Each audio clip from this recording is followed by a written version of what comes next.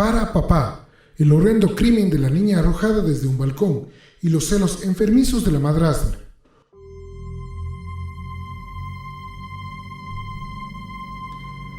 A pesar de que el personal de emergencias intenta resucitarla durante 34 agónicos minutos, Isabela parece no respirar. Está golpeada, muy golpeada.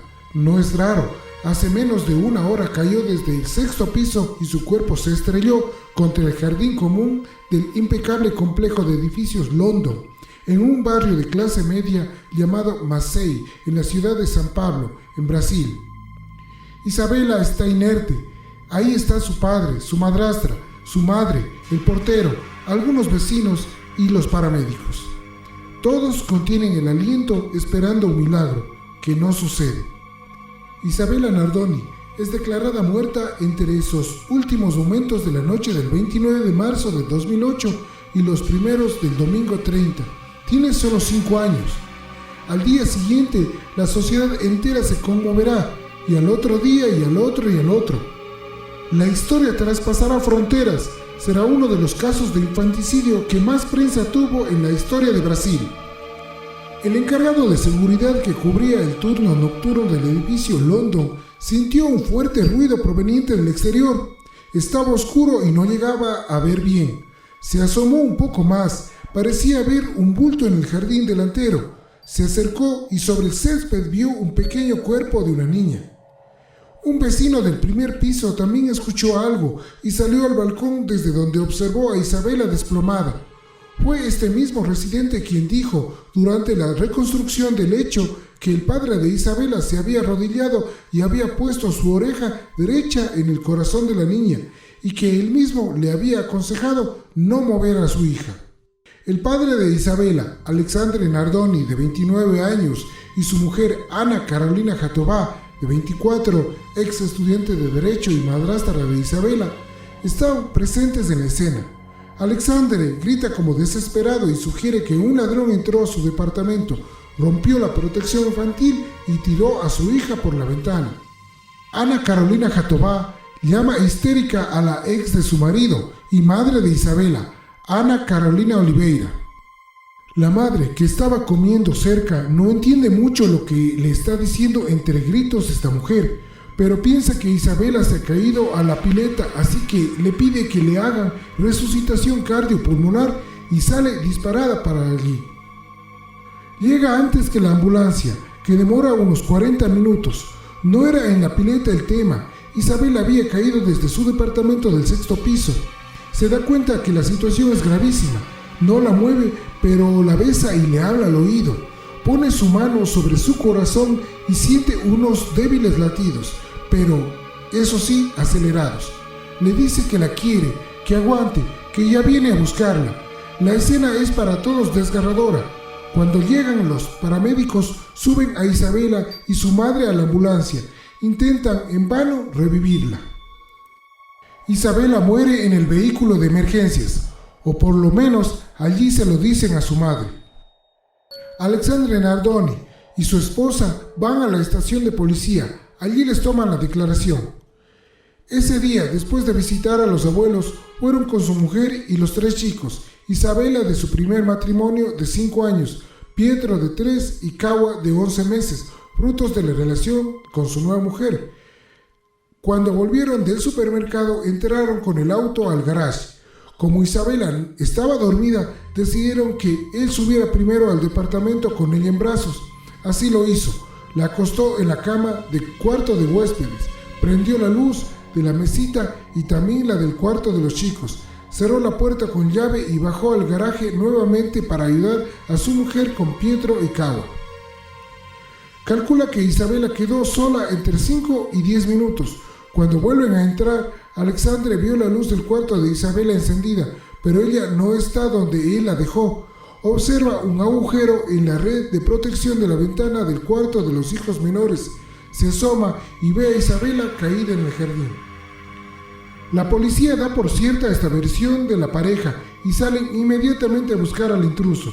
Rastrillan el sótano y el garaje del edificio, buscan en los alrededores, clausuran el departamento y dejan 2 policías de consigna. Ni un solo rastro del delincuente asesino. La prensa verá crecer el caso segundo a segundo. De hecho, llegaría hasta el prestigioso diario francés Le Monde. La opinión pública toma partido al instante por Isabela. Los padres, sobre todo la madrastra, empiezan a ser profundamente odiados. Cada vez que van a declarar, una multitud se lanza sobre ellos violentamente a los gritos: ¡Asesinos! ¡Asesinos! Marchas y más marchas empiezan a sucederse. Los sospechosos enfrentan reales riesgos de linchamiento. La gente está enardecida.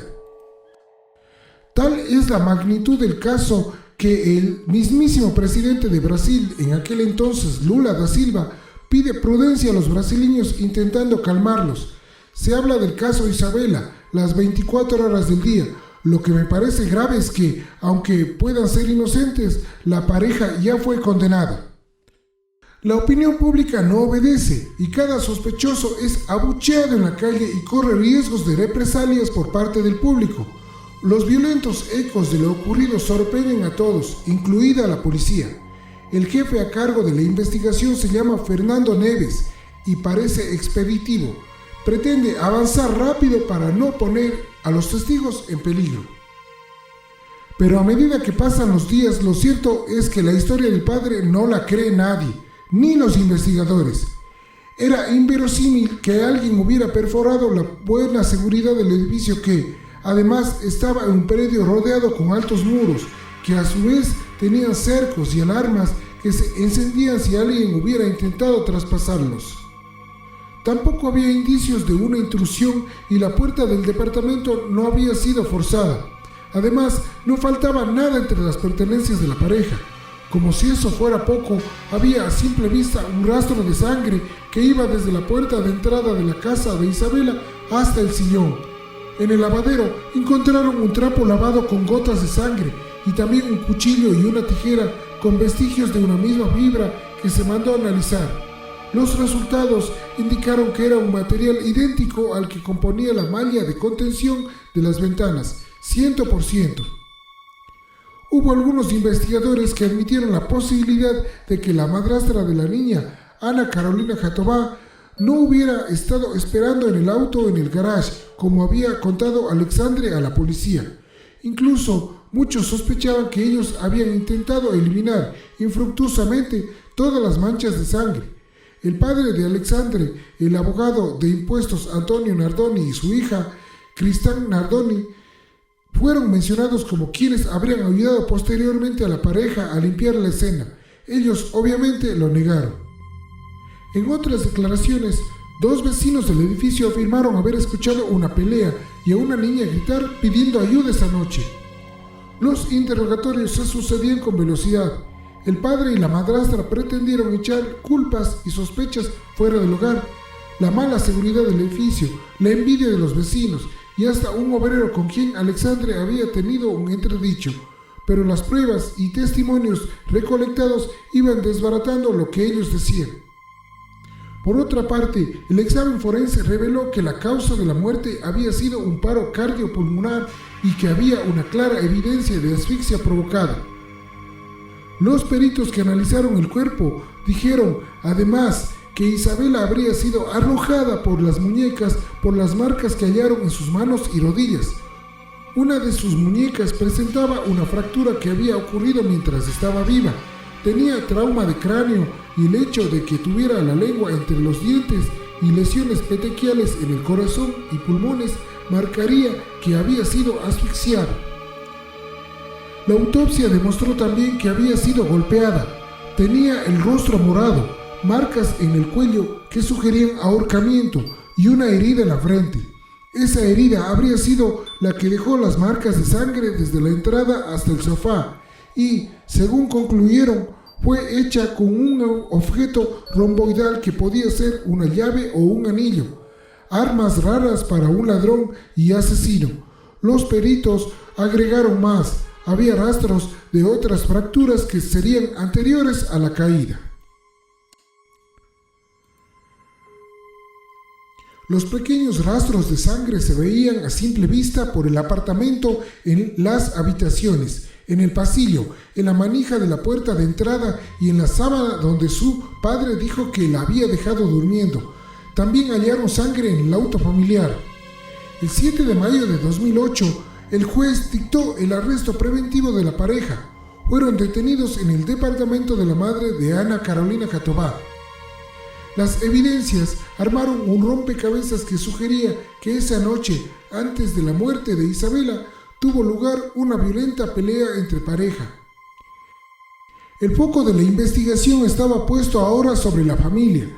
El supermercado al que los Nardoni decían haber concurrido aquella noche entregó a la policía las imágenes de sus cámaras de seguridad. Allí se veía a una familia normal, pero algo les llamó poderosamente la atención a los detectives. Alexandre no tenía en esa filmación la misma ropa que llevaba puesta un rato después cuando bajó a ver a su hija caída en el jardín. Los peritos se propusieron rescatar esa remera que Alexandre llevaba puesta en el supermercado. La hallaron, la analizaron y descubrieron que en las dos mangas había restos de la fibra de la red de seguridad de la ventana cortada con tijera. La prueba sería clave. Isabela de Oliveira Nardoni. En Brasil, los niños llevan primero el apellido de su madre, aunque en este caso se la conoció por el apellido de su padre. Nació el 18 de abril de 2002 en la ciudad de San Pablo. Su madre, Ana Carolina Oliveira, tenía solamente 17 años y su padre, Alexandre Nardoni, estaba por entrar a la universidad para estudiar Derecho, como lo había hecho su propio padre. Por eso, a Alexandre la noticia del embarazo no le hizo ni un poco de gracia. Si bien estuvieron en total unos 3 años juntos, lo cierto es que ella en un momento se fue a vivir con sus propios padres. Creía que él la engañaba. Cuando Isabela tenía 11 meses, Ana Carolina Oliveira puso fin a la relación con Alexandre.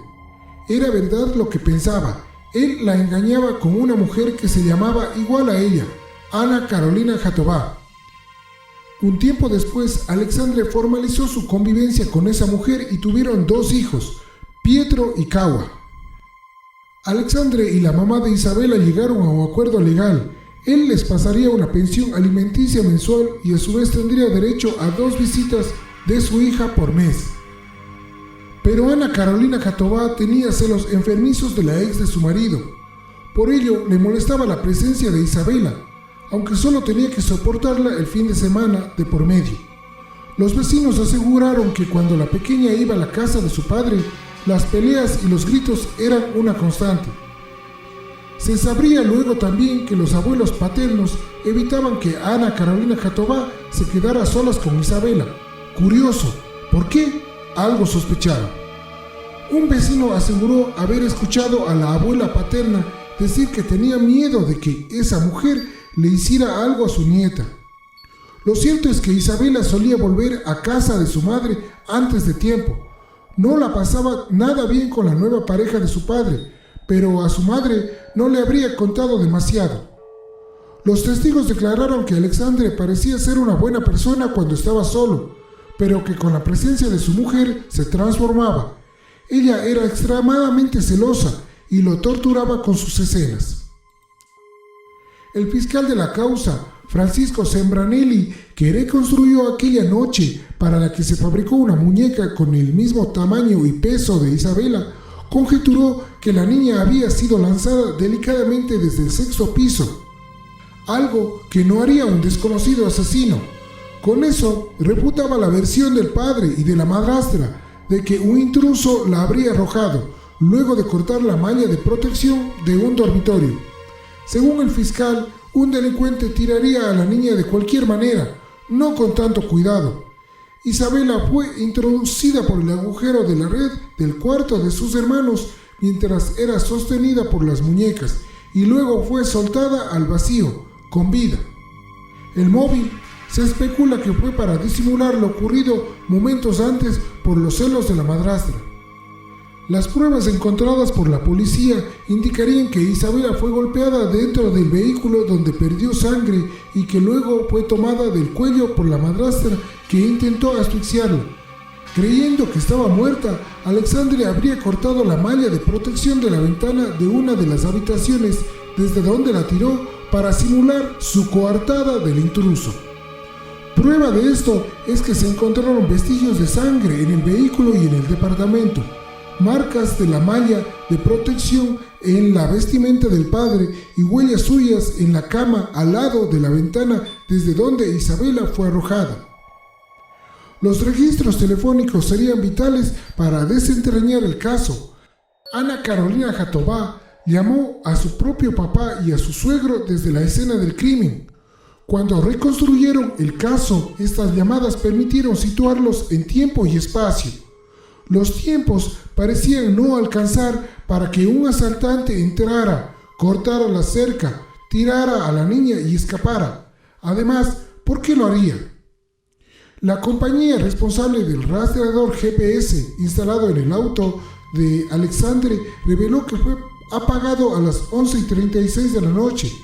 Este tipo de dispositivo envía señales por satélite a un centro de operaciones para monitorear todos los movimientos del vehículo e incluso puede decir a qué hora se encendió o apagó el motor del auto.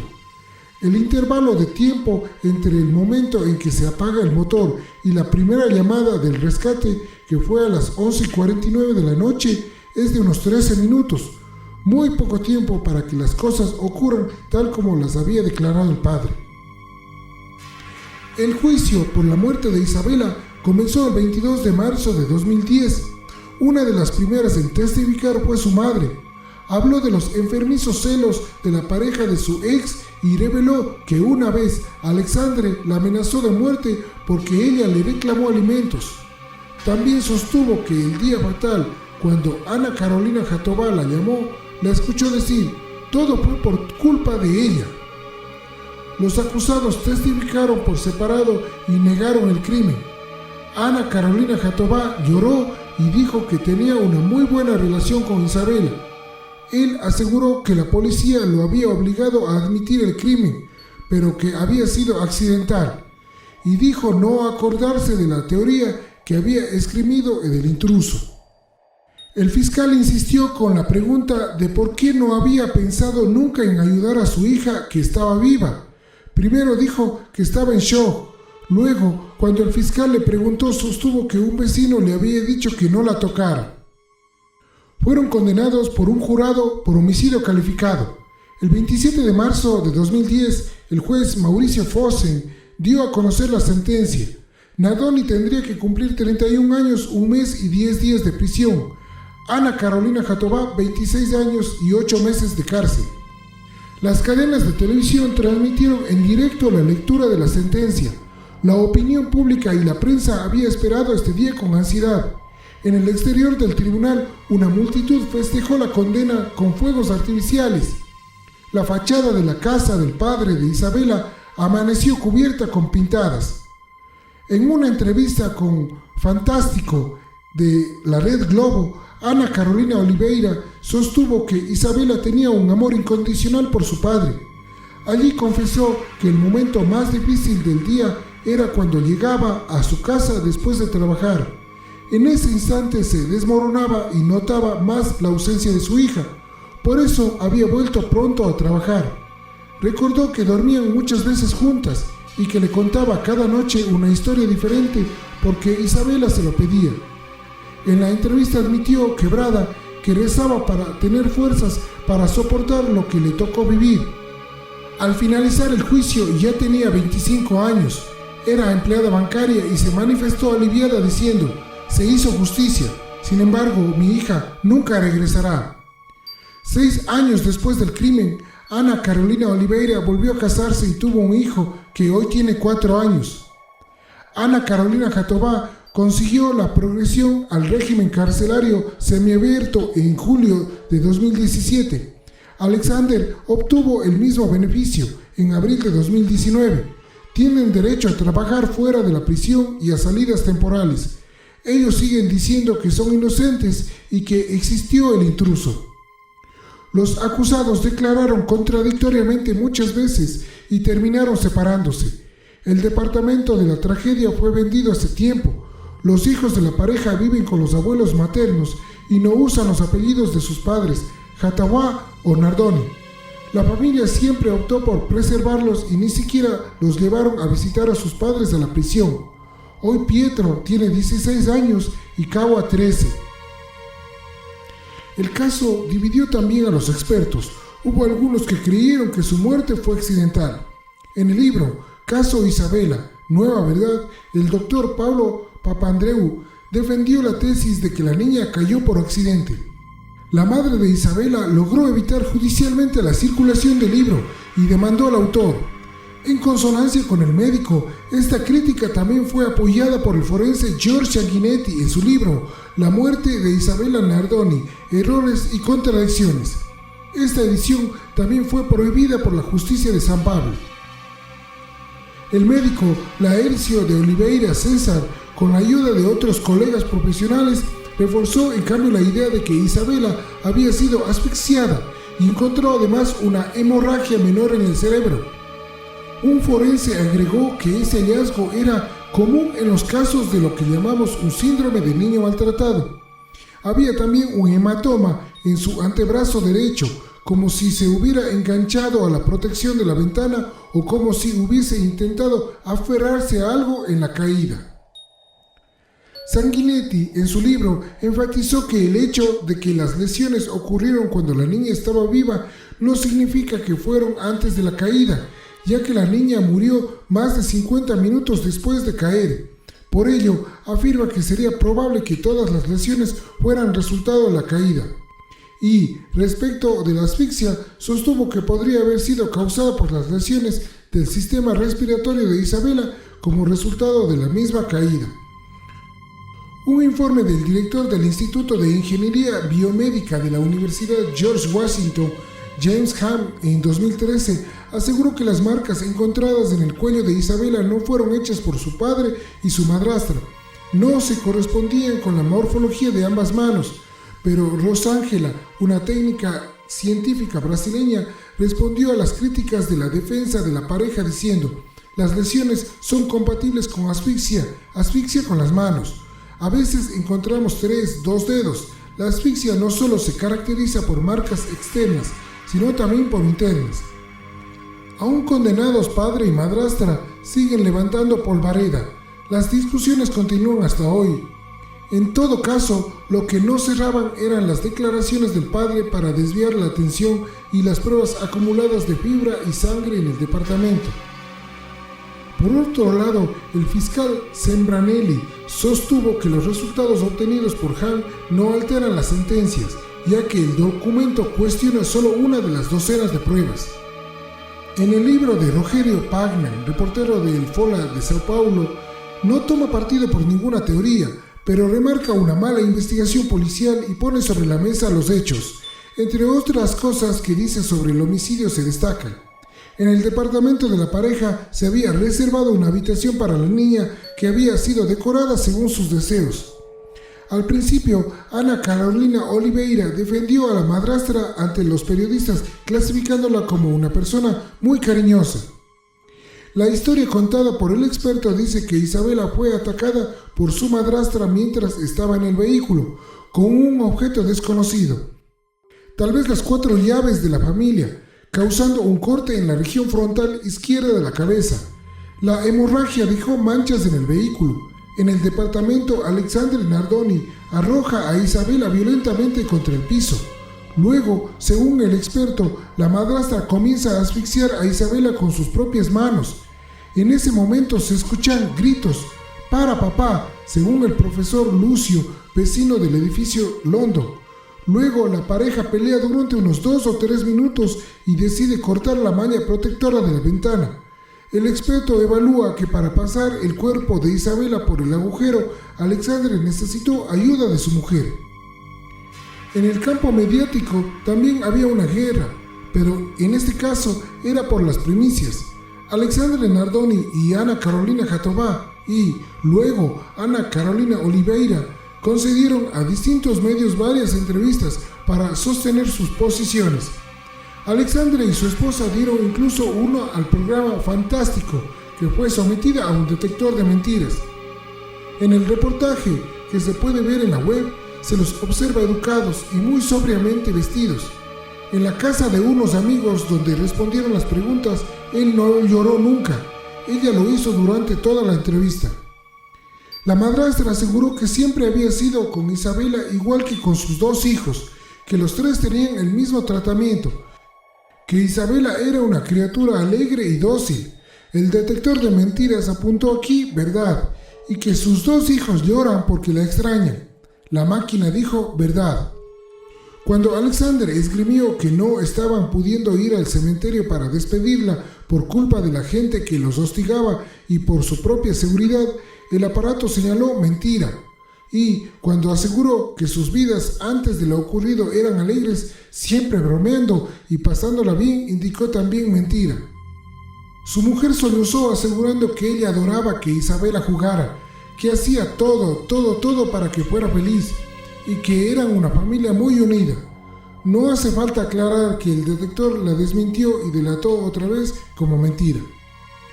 Cuando Ana Carolina Jatobá dijo «somos totalmente inocentes», el software marcó inexactitud.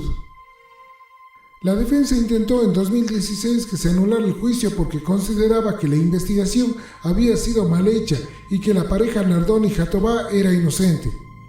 Por otro, la fiscalía quiso que la policía investigara si el abuelo paterno de Isabela, el abogado Antonio Nardoni, había estado involucrado en el encubrimiento del crimen. La solicitud fue motivada por el testimonio de dos testigos que denunciaron la supuesta relación del abuelo con la muerte de la nieta. Los testigos son empleados de la cárcel donde está cumpliendo condena Ana Carolina Jatobá. Esto fue revelado por dos programas de Fantástico de la red Globo de televisión, en diciembre de 2014 y abril del 2015. Ellos habrían dicho que Ana Carolina Jatobá les confirmó haber golpeado a Isabela en el automóvil de la pareja y que la pelea habría continuado en el departamento. Como pensaron que la pequeña estaba muerta, Ana Carolina Jatobá habría llamado a su suegro abogado. Él habría sugerido que ambos simularan un accidente doméstico con la niña. Fue entonces que Alexandre habría arrojado a su hija por la ventana. Jatobá les reconoció también que se había sorprendido mucho cuando las pericias dijeron que Isabela había sido lanzada viva. Antonio Nardoni empezó a ser investigado por el Departamento de Homicidios en 2015. Él desmintió las acusaciones en una entrevista en marzo de 2018 con G1 São Paulo. Dijo que su familia lloraba por Isabela. La gente olvida que Isabela era también mi nieta. La pérdida no solo fue para la familia materna, también lo fue para mí. Y agregó que su hijo y su ex nuera eran inocentes. Siempre tuve esa convicción. Sobre los dichos de su participación en el crimen, sostuvo que nunca hubiera hecho eso. La historia parece no tener fin. Si lo tuvo para Isabela, que vivió una cortísima existencia y que, desde la mañana del 31 de marzo de 2008, descansa en el cementerio Parque Los Pinheiros de São Paulo. Sería hoy un adolescente de 17, pero eso no pudo ser porque hace 12 años aquel padre que le había regalado la vida la arrojó a los brazos de la muerte.